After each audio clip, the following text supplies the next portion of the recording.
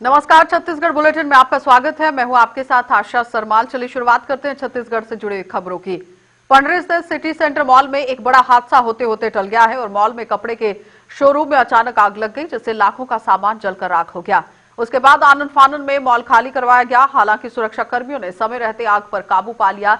देवेंद्र नगर थाना इलाके में और इसके अंतर्गत सिटी सेंटर मॉल में स्पाइकर जो शोरूम है इसमें आग लगी थी और आग तकरीबन 11 बजे यानी कि 11:30 बजे का उस वक्त समय हो रहा था जब आग लगी है, लेकिन आग पर काबू पा लिया गया।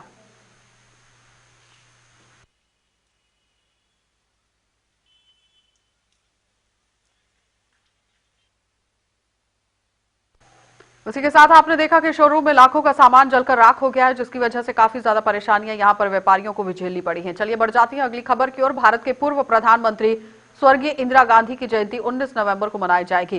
कांग्रेस मुख्यालय राजीव भवन में 11:30 बजे के करीब कार्यक्रम का आयोजन किया जाएगा, जिसमें प्रदेश के मुख्यमंत्री भूपेश बघेल एवं प्रदेश अध्यक्ष मोहन मरकाम शिरकत करेंगे। और छत्तीसगढ़ प्रदेश कांग्रेस कमेटी के प्रभारी महामंत्री चंद्रशेखर शुक्ला ने आदेश जारी कर कार्यक्रम की रूपरेखा बताई।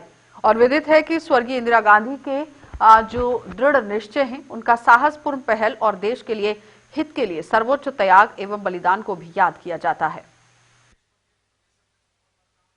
भारतवर्ष की पहली महिला प्रधानमंत्री स्वर्गीय श्रीमती इंदिरा गांधी का जयंती कार्यक्रम आयोजित किया जाएगा। कांग्रेस मुख्यालय राजीव भवन में मुख्यमंत्री भूपेश बघेल, प्रदेश अध्यक्ष मोहन मरकाम सहित मंत्रीगण, मोर्चा प्रकोष्ठ के अध्यक्षगण और तमाम कांग्रेस के कार्यकर्ता इस कार्यक्रम में शिरकत करेंगे। ब्लॉक मुख्यालय, जिला मुख्यालय में कार्यक्रम आयोजित किया गया है।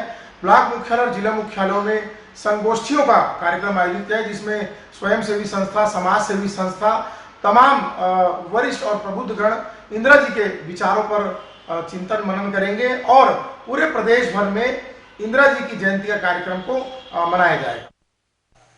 तो छत्तीसगढ़ में किसानों और आदिवासियों के बीच काम कर रहे विभिन्न संगठनों ने मिलकर खेती किसानों के मुद्दों पर संघर्ष करने के लिए एक साझा मोर्चा छत्तीसगढ़ किसान आंदोलन के रूप में गठन किया है और इसकी आज घोषणा कर दी गई। छत्तीसगढ़ किसान महासभा, अखिल भारतीय किसान खेत मजदूर संगठन और भारत जन आंदोलन आदिवासी महासभा और राष्ट्रीय आदिवासी विकास परिषद और उसके साथ ही ये संगठन प्रमुख हैं। इस प्रकार छत्तीसगढ़ किसान आंदोलन के 21 संस्थापक संगठन हैं। ये सभी संगठन मिलकर प्रदेश में 20 से ज्यादा जिलों में किसानों और आदिवासियों के बीच काम कर रहे हैं। पिछले 1 साल से तालमेल बनाकर अखिल भारतीय किसान संघर्ष समन्वय समिति के आह्वान पर सांझी कार्यवाहियां आयोजित की जा रही हैं और बहुत ही जल्द किसानों के मुद्दों को हल करवा दिया जाएगा इन सभी संगठनों के द्वारा।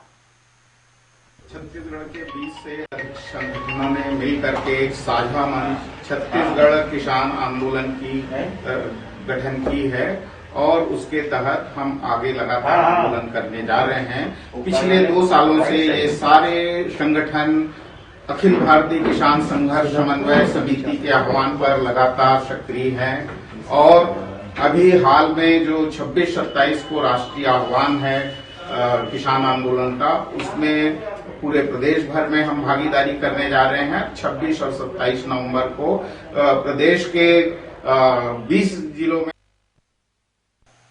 टेकमेटला और ऑर्ड्सपारा के पास एक संदिग्ध व्यक्ति पुलिस पार्टी को देखकर भागते हुए दिखा, जिसे संयुक्त पार्टी द्वारा घेराबंदी कर पकड़ा गया और पकड़े गए संदिग्ध से पूछताछ कर अपना नाम मुआची मुड़ा बताया गया है। पकड़े गए व्यक्ति के पास से 15 नग जो है वो इलेक्ट्रिक का डेटोनेटर, कैमरा, फ्लैश और स्विच जो है और उसके साथ ही स्प्लिंटर जो कि 2 किलोग्राम है, इंजेक्शन नीडल, सिरिंजेस, पटाखे, बड़े छोटे 43 नग जो है वो बरामद किए गए। आरोपी का जो कृत्य है वो अपराध धारा 4.5 विस्फोटक पदार्थ अधिनियम के तहत पाया जाने के बाद ही थाना असूर में अपराध दर्ज कराया गया है और आगे की जांच शुरू कर दी गई है।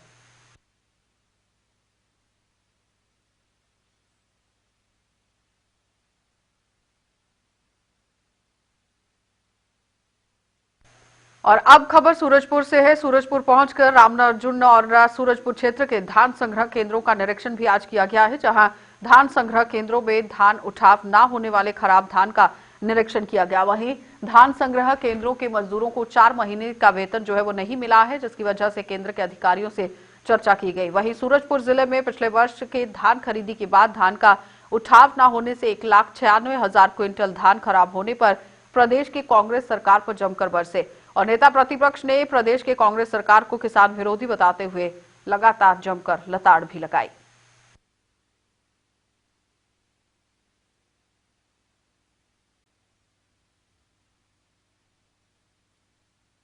संग्रहण केंद्रों पे धान अभी भी पड़ा हुआ है, धान का उठाव नहीं हुआ है और लगभग धान अब जो बचे हुए हैं उसमें आधे से ज़्यादा धान सड़ने की स्थिति में है, सड़ गए हैं और राइस मिलर भी उसको उठाने की स्थिति में नहीं है। आज मैं यहाँ देखने के लिए आया, लगभग यहाँ पर 1,96,000 कुंटल धान के उठाव नहीं हुए हैं। उसकी छटनी करा रहे हैं, लेकिन अंदाजा ये है कि आधे से ज़्यादा धान उसके खराब हो गए हैं पानी बरसात के कारण में।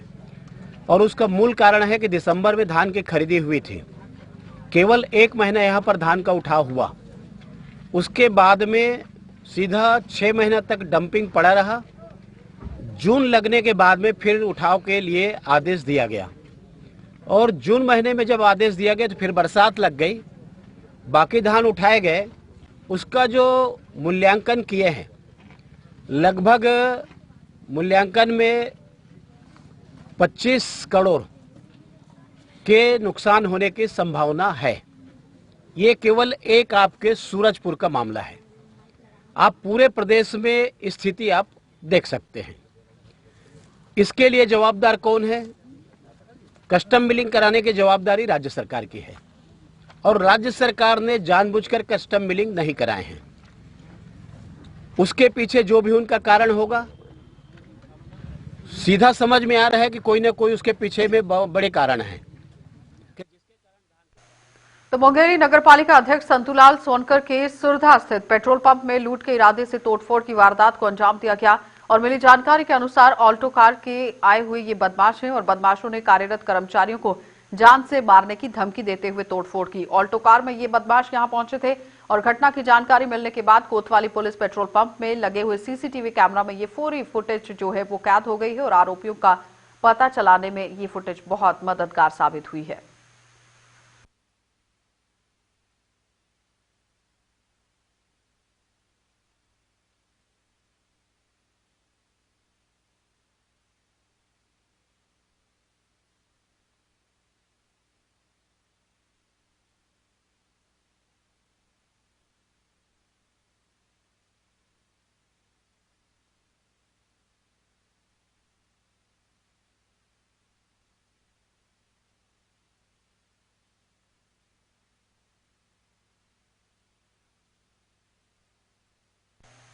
तो इस फुटेज को जब खंगाला जाएगा तो जाहिर तौर पर पुलिस को काफी ज्यादा मदद मिलेगी। अब अगली खबर को लेकर बात कर लेते हैं। बिलासपुर पुलिस को एक बड़ी सफलता हाथ लगी है। पुलिस ने आदतन बदमाश को देसी कट्टे के साथ गिरफ्तार कर लिया है और बताया जा रहा है कि आरोपी बड़ी घटना को अंजाम देने की फिराक में था और देसी कट्टा जो है वो साथ में लेकर यहां पहुंचा था, जो लोगों को डरा धमका रहा था। और पुलिस से मिली जानकारी के मुताबिक आरोपी संदीप दुबे लूट के अपराध में जमानत पर रिहा होकर बड़ी घटना को अंजाम देने की फिराक में था और सूचना के आधार पर अगर बात की जाए तो आरोपी को घटना के पूर्व दबिश देकर पकड़ा गया है।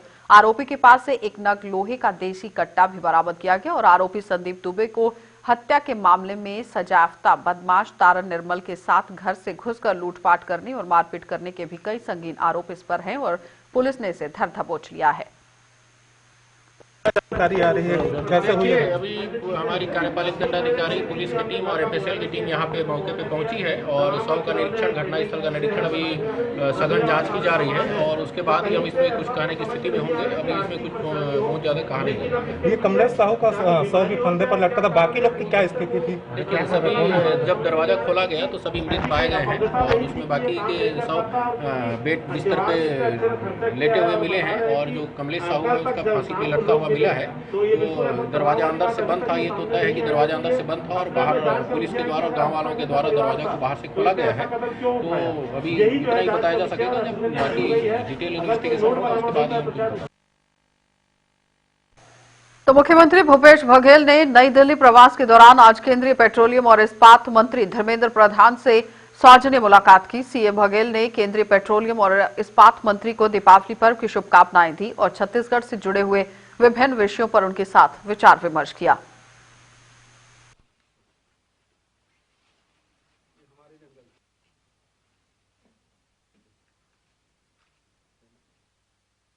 तो राजधानी से सटे हुए अभनपुर से दिल दहला देने वाली एक खबर सामने आई है। एक ही परिवार के 5 लोगों का शव मिलने के बाद इलाके में सनसनी का माहौल देखा गया। उधर घटना की सूचना मिलते ही पुलिस के आला अधिकारी मौके पर पहुंचे और जानकारी के मुताबिक घटना अभनपुरा क्षेत्र थाना के अंदर जो केंद्रीय गांव है, वहां पर 32 वर्षीय कमलेश साहू नामक व्यक्ति का उसी के घर में फांसी से लटका हुआ शव जो है वो झूलता हुआ मिला है, जिसमें मृतक की मां, पत्नी, 2 बच्चे और शव इन सब के यहां पर बरामद हुए हैं। पुलिस पूरी कार्रवाई की तफ्तीश में जुट गई है।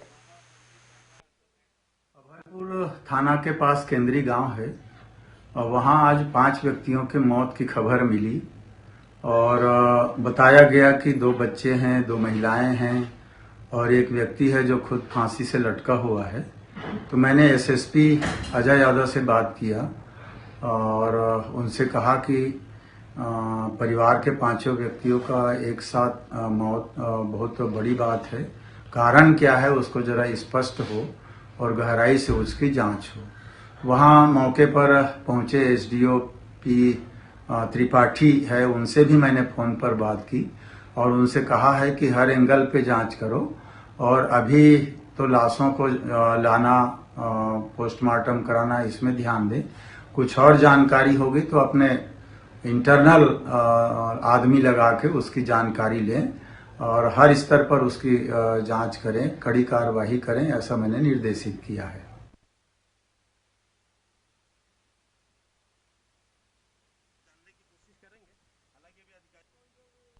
आगामी 20 नवंबर को होने वाले छठ पूजा को लेकर रायपुर पश्चिम विधानसभा में की जा रही तैयारियों का जायजा लेने के लिए आज संसदीय सचिव एवं क्षेत्रीय विधायक विकास उपाध्याय ने विधानसभा क्षेत्र के अंतर्गत आने वाले नदी तालाब के घाटों का दौरा किया। रायपुर पश्चिम के खमतराई तालाब, मच्छी तालाब, गोटियारी, आम तालाब और समता कॉलोनी और महादेव घाट पहुंचकर निरीक्षण किया गया और उसके बाद आप देखिए किस तरह से भारी तादाद में लोग यहां पर पहुंचते हैं और इस पूरी व्यवस्था का यहां पर जायजा लिया जाता है। आने वाले छठ महापर्व को लेकर रायपुर राजधानी के तमाम तालाबों में जहां हमारी माताएं बहनें, हमारे परिवार के लोग छठ पूजा, सूरज देव की आराधना और छठी मैया की पूजा करते हैं, वहां उसको जिला प्रशासन के अधिकारी, नगरीय प्रशासन के अधिकारियों के साथ घूम के लगातार 2 दिनों से उस पूरे एरिया को साफ सफाई कराने के लिए हम निर्देशित कर चुके हैं। और जिस प्रकार से ये महापर्व, एक तो कोरोना काल चल रहा है, सूरज देवता से भी और छठी मैया से भी हम लोग प्रार्थना करते हैं कि कोरोना से सबको निजात मिले और ये महापर्व अति उत्साह के साथ हर बार की तरह लोग मनाएं। इसकी पूरी तैयारी में पूरा प्रशासन के साथ हम लोग भिड़े। चलिए, बुलेटिन में फिलहाल इतना ही। देश और दुनिया की खबरों के लिए आप बने रहिए JK24/7 न्यूज के साथ।